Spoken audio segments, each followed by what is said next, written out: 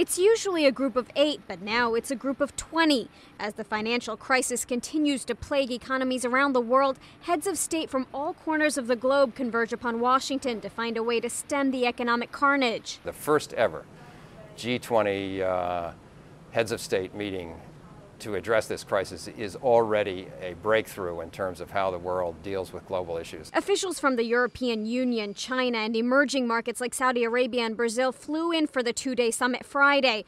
Although it's increasingly clear that this financial crisis is very much a worldwide crisis, there's no clear consensus on how to deal with it. European governments want more regulation over financial markets, but President Bush urges a more hands-off approach. Well, that's a traditional rift between Europe and the United States, as you point out, especially continental Europe.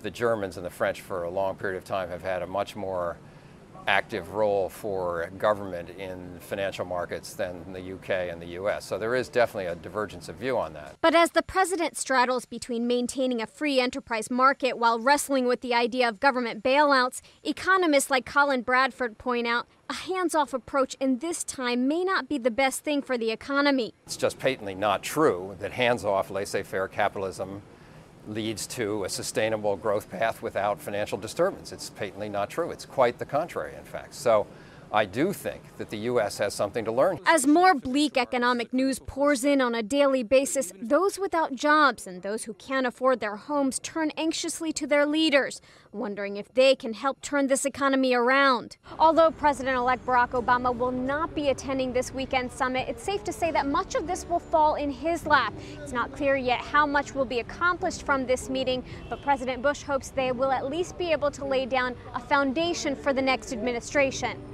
In Washington, D.C., Bonnie Ghosh, The Associated Press.